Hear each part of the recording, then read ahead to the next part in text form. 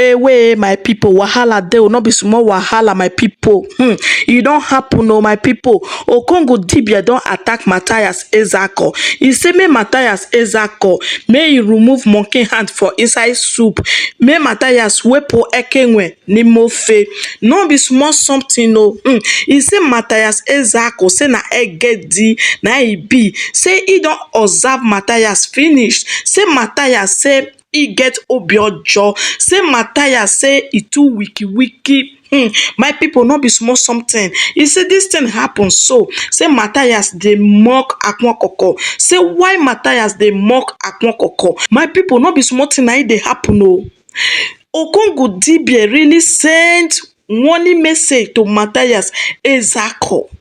He say why Mathias dey behave like this? Say Mathias say he dey pretend as Omg Ezeaku, he dey gather people, say he dey help people. Say never. Say he don observe Mathias very well. Say Mathias mind say e no clean. My people, as I cross this one, I was lies. May e no come be say I too talk for inside this video. So many pastors take easy advantage of it. So many pastors take easy advantage of it. Akwa Okuku egwu ọnụ mmadụ na ọnwụnwa bụ ife dakwasara ya. So unu na-akụgheri ife unu na-akụgheri dị very sure of ife unu na-ekwu on social media. Ọ kachasị nke agadi ekwe nke a na-akpọ sị na afịa bụ Mathias Ezeaku. Agadi ekwe nke a sị na afịa bụ Mathias Ezeaku ka m gwakwa na ọ nwekwa n'ife nnotisi ebe ị nọ n'ikpeazụ a ị nwere obi ọjọọ. Eme ị na-efe ilu niile na-achọ ibuchi ya taa omenala ndị Igbo na-achọ ime nke nwanụ mana deep inside you ịnwa na inwegodo obi ọjọọ, you are a devil. Ị nwere ajọ obi. It's a normal thing. Ka ya esi kidnap your brother ofu onye Igbo ka hapụzi ya na ife nwanụ ume.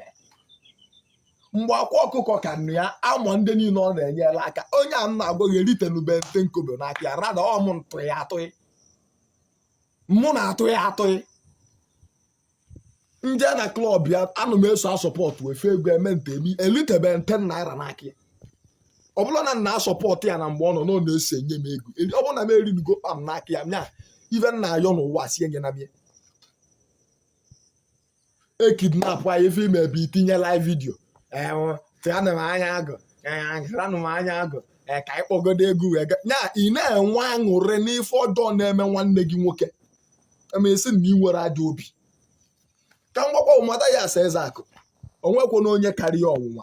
Apụta mfu so many people onye na-apụta na-ekwu mụ na enwere ọgwụ mụ na ọgwụ karịa ọgwụ. Ichetago na ọmụ pụta kwuo sị na ọ nwere ife dịka ọgwụ egbe. Na the highest thing, na the highest ọgwụ egbe ị ga-agwọ n'ụwa ga-abụ na gị na mmadụ mekọọ ife jee yọọ ya biko werukwa ego enyi. Ife na imejọkwa oge afọ ọ bụkwa onye imejọ ha.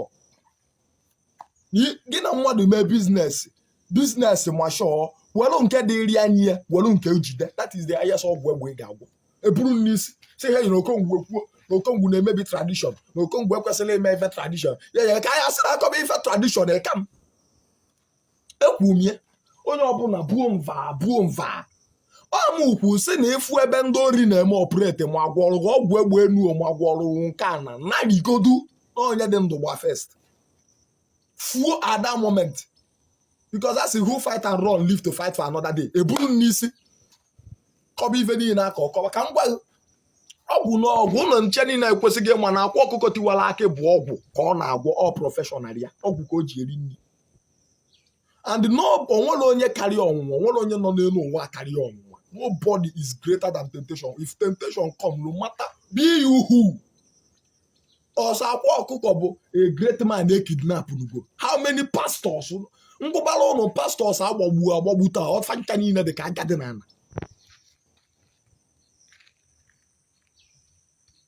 This current condition need mockery at all. If ekwesịrị bụ ndị na-ekpelu this boy ya ekpele ka ọ pụta Akwa Ọkụkọ a na-ekwu okwu ya hapụ na ọka jide ego atọ m ya